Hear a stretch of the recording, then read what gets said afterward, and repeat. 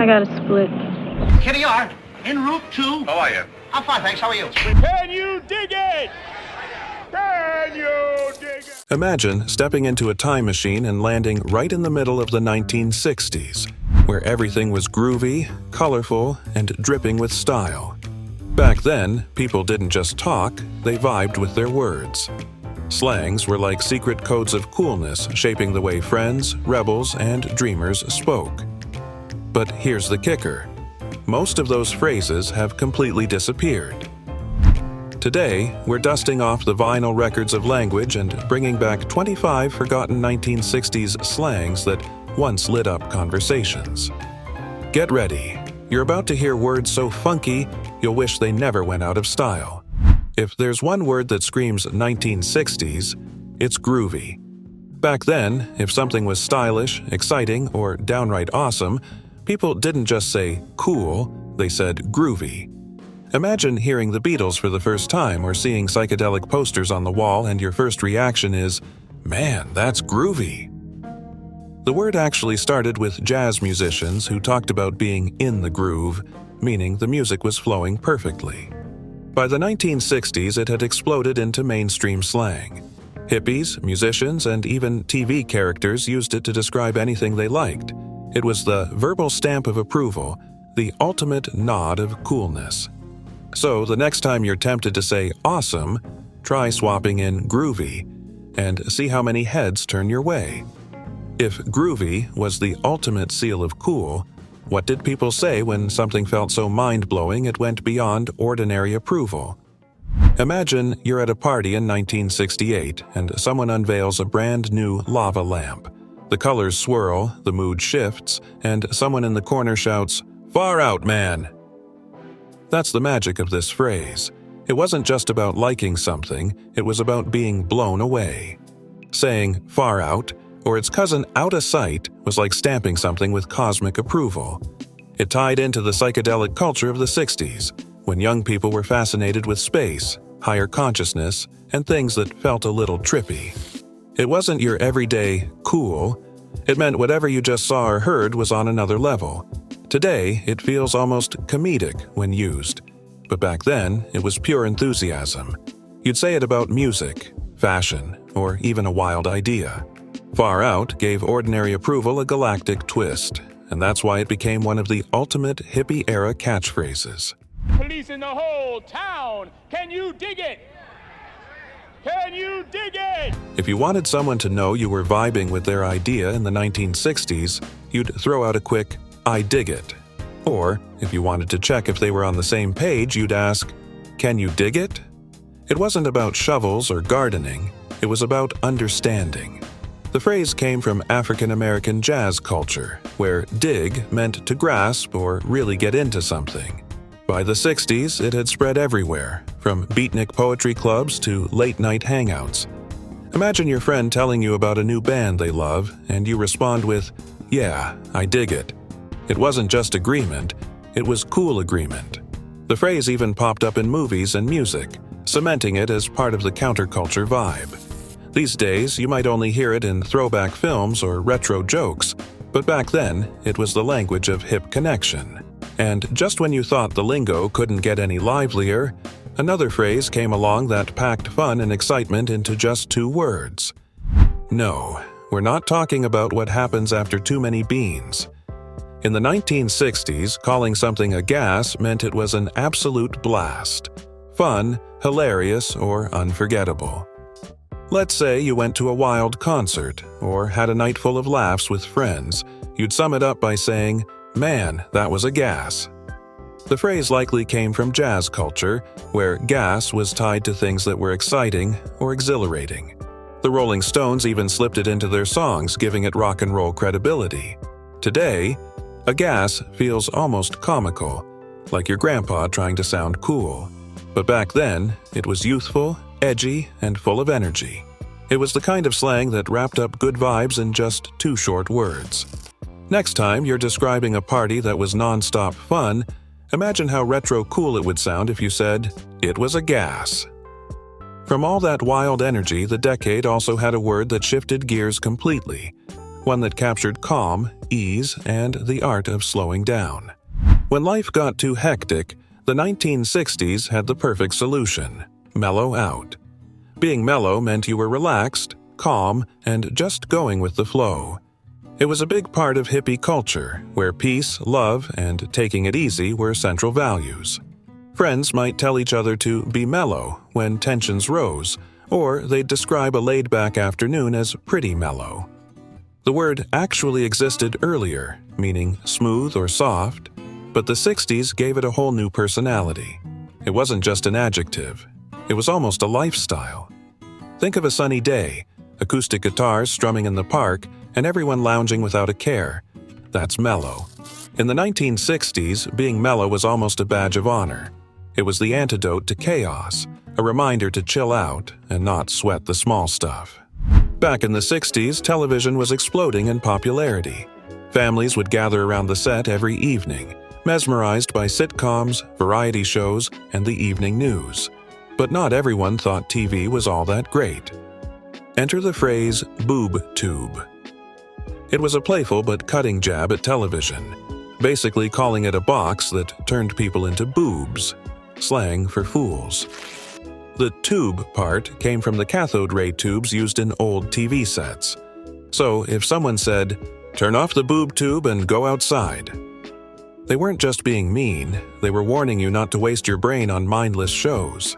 Today, nobody calls it the boob tube anymore unless they're really leaning into retro humor, but it perfectly captured the love-hate relationship people had with TV in the 1960s. Funny enough, with Netflix and streaming today, the phrase could probably make a comeback. Teenagers of the 1960s had to face one of life's biggest villains, acne. But instead of using the clunky word pimple, they coined something much snappier: zit. Short, sharp, and a little gross, it quickly became the go-to word for those annoying breakouts that always showed up before a big date or school dance. What's interesting is that zit was new slang at the time. It wasn't some ancient word dusted off, it was fresh youth language. It captured teenage angst in just 3 letters, and if you ask anyone who grew up in that era, they'll tell you zit was more than a word. It was a rite of passage. Now, here's a phrase that defined an entire movement: flower power. If you lived through the 1960s, you couldn't escape it. This was the hippie motto, the slogan that stood for peace, love, and nonviolence during a decade full of war and protest. The idea was simple: fight hate with beauty. Hippies handed out flowers at demonstrations, wore floral prints, and used flower power as a way of saying love will always be stronger than violence. It became more than slang. It was a cultural symbol that showed up in music, posters, fashion, and politics. Even though you won't hear people casually dropping it in conversation anymore, flower power is still instantly recognizable as shorthand for the hippie era. When you hear cherry pick today, you'll probably think of sports stats or sneaky arguments where someone only picks evidence that suits their point. But in the 1960s, it was everyday slang for taking the best of something and leaving the rest. The imagery came straight from fruit picking. You'd only pluck the ripest, juiciest cherries and ignore the bad ones. So if someone cherry-picked records at a shop, it meant they grabbed the best albums before anyone else could. The phrase carried a hint of selfishness, like gaming the system to your advantage. It had a cheeky vibe like saying, "I know what's worth it, and I'm not wasting time on the rest." Today, when you hear the word hacker, you probably imagine some hooded figure typing away in a dark room, breaking into computer systems. But in the 1960s, that wasn't what it meant at all. The term actually came out of the Massachusetts Institute of Technology, where tech-savvy students were tinkering with early computers and phone systems. A hacker back then wasn't necessarily a criminal. It was someone who loved experimenting, pushing boundaries, and figuring out clever workarounds. In fact, hacking in those days often meant building cool, clever projects or even finding ways to make phone calls for free by manipulating signals. It was part prank, part genius. If someone in the 60s called you handsy, trust me, it wasn't a compliment. The word was slang for people who couldn't keep their hands to themselves, usually in a way that crossed personal boundaries. Think about that one person at a dance or party who got a little too close or thought it was okay to touch without permission. Yeah, they'd get labeled as handsy. It was a way of pointing out behavior that was pushy, awkward, or downright annoying. In the 1960s, when dating culture was changing fast, handsy was a way for people to call out bad behavior in a light, almost joking tone. Still, if you got called back then, you probably weren't making the best impression. We're gonna eat them. On them. I'm gonna eat them. Crackers on top of the pretzel and on the bottom. Okay. Yummy. Yummy. Getting the munchies wasn't just about being hungry, it was specifically about the hunger pangs people felt after smoking marijuana. The hippie era saw a rise in cannabis use, and along with it came this funny, casual term to describe the uncontrollable craving for snacks afterward. Picture a group of friends lounging around, listening to music, and suddenly raiding the kitchen for chips, cookies, and anything edible. That's the munchies in action. The phrase quickly became a cultural in-joke, and even people who didn't partake understood what it meant. Money has had more nicknames than almost anything else in history, but in the 1960s, one of the coolest slang words for cash was bread. It tied into the idea that just like bread was basic food, money was the basic fuel for life. Need a loan? You'd ask a buddy if they could spare some bread. Saving up for a car? You'd say you were stacking bread. The word became so popular that even writers and musicians used it.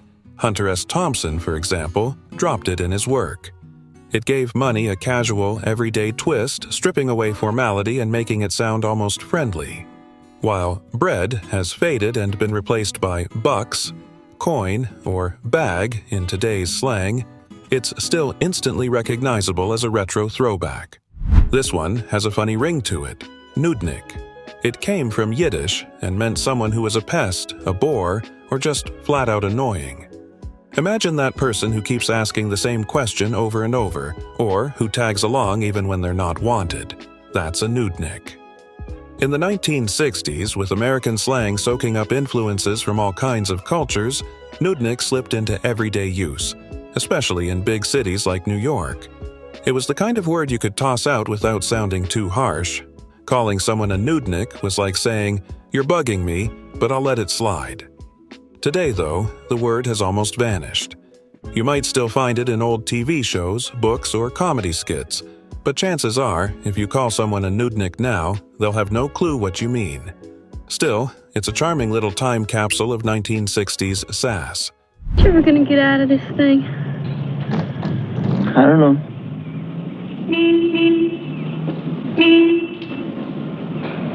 I got a split. If you were at a party in 1965 and suddenly realized you had to be home before curfew, you wouldn't say, "I'm leaving." You'd say, "I got a split." This little slang word was the ultimate cool kid way of announcing your exit. It made leaving sound almost stylish, as if you weren't just walking out the door but making a dramatic move. Hippies, surfers, and beatniks loved the phrase. It was quick, easy, and packed with attitude. Instead of the stiff goodbye, split gave you an excuse to sound laid back, like you had somewhere groovier to be. Before cool became the all-purpose stamp of approval, the 60s had another go-to word, boss. If something was stylish, impressive, excellent, or just plain awesome, it wasn't lit or fire like today, it was boss. A brand new record player? Boss. A sharp new jacket? Boss. The word made everything sound more important. Like you weren't just saying it was good, you were saying it ruled. Surfers especially loved throwing it around on the beaches of California, and it even appeared in teen slang dictionaries of the time. It was short, punchy, and easy to slide into any sentence. Over time, boss drifted back to its original meaning, someone in charge. But for a glorious stretch in the 60s, it was pure teenage magic. One of the coolest ways to compliment someone's outfit in the 1960s was to say, "nice threads." It wasn't about yarn or sewing, it was about clothes. Calling clothes threads gave them a hip, fashionable edge. Instead of saying, "I like your shirt," you'd point out the entire outfit as a collection of threads, which made everything sound more stylish. The word fit perfectly with the youth culture of the 60s, when fashion was bold, colorful, and rebellious. From tie-dye shirts to miniskirts, bell-bottoms to leather jackets, everyone's threads made a statement. While the slang faded over the years, you still hear it pop up now and then in rap songs or retro-inspired shows. Forget saying house or apartment. If you were living in the 1960s, your home was your pad. The word gave living spaces a funky, personal vibe, especially for young people setting up their first digs. If someone invited you to come hang at my pad, you knew it wasn't just about the physical space, it was about the atmosphere. Pads were often filled with beanbags, psychedelic posters, and record players spinning The Doors or Jimi Hendrix. The word came from beatnik culture of the 1950s and carried over into the hippie scene, where it became even more popular. In the 1960s, if you were cool, smooth, or just someone who knew how to carry yourself, you weren't just a guy, you were a cat. Borrowed from the jazz scene of earlier decades, cat was the ultimate nod of respect. Musicians used it all the time. That cat can really play the sax, or he's a cool cat. It wasn't limited to men either. Women could be called cats too if they had the same aura of style and confidence. By the 60s, the term had spilled out of smoky clubs and onto college campuses and city streets. It meant you weren't just ordinary, you were part of the in crowd. Sadly, cat has all but vanished from our vocabulary today, except maybe in old movies or when someone is trying to sound retro. Long before Netflix and chill, people in the 1960s would head to the theater to catch a movie, and they didn't call them movies, they called them flicks. The word came from the flickering of old film projectors, and by the 60s it had become the go-to slang term for the silver screen. "Let's go see a flick" rolled off the tongue and sounded way cooler than just "let's go see a movie." Drive-in theaters in particular were the hotspot for catching the latest flicks while hanging out with friends or going on dates. It was fun, youthful, and carried a bit of rebellious spirit. In the 60s, saying flick wasn't just about a film. It was about the whole experience of going out, grabbing snacks, and being part of that communal cinematic magic. If there was one insult that cut deep in the 1960s, it was being called a square. A square was someone boring, old-fashioned, or too uptight to get it. Imagine showing up to a psychedelic music festival in a three-piece suit and tie. You'd instantly be labeled a square. Hippies and beatniks used it to separate the free-spirited from the conventional. The term even got an upgrade in slang. Squaresville, meaning a whole situation or place that was boring. Saying that party was Squaresville was the ultimate dismissal. While it sounds funny now, in its time it was a sharp put-down, like calling someone hopelessly uncool. Today, square has lost its sting, but it's still recognizable thanks to old movies, jazz culture, and shows about the 60s. Suck it to me, suck it to me.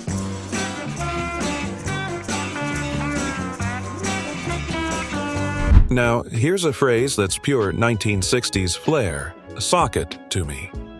Popularized by the hit comedy show Rowan and Martin's Laugh-In in 1968, this slang was everywhere.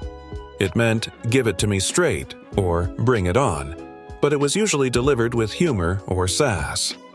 Characters on the show would shout it before getting doused with water or caught in a punchline, and it quickly became a national catchphrase.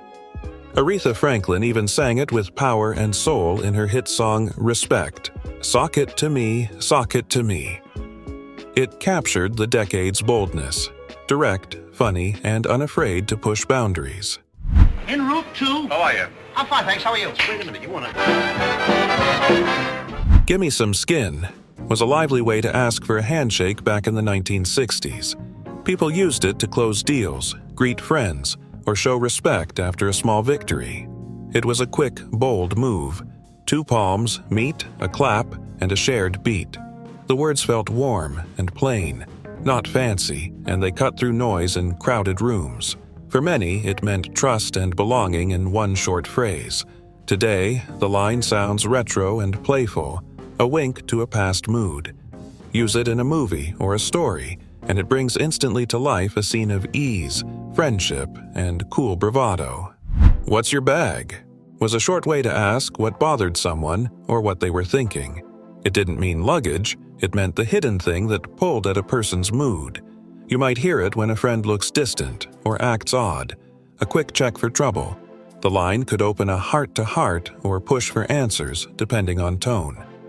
It named a problem without long words and made it easier to start a talk. Now the phrase sounds like a time capsule of charm and streetwise style. Plop it in a scene, and the mood shifts to curious, real, and slightly edgy. Saying it today gives dialogue a lived-in, urban feel that feels immediate and real. Bippy came from TV's laugh-in and meant your rear end, but it lived as a silly, playful word. People used it in jokes like, "You bet your sweet Bippy," to promise something with a grin. The word was soft, safe, and fun. Not crude, just cheeky. It let people joke about the body without a harsh word, so shows and families could laugh freely. For a while, Bippy fit late-night lines and living room banter alike, a small comic star. Over time, it faded as new jokes took over, but hearing it now still sparks a smile and a memory of TV days. It became a silly signal that made grown-ups grin, and kids echoed the line on the playgrounds and radios.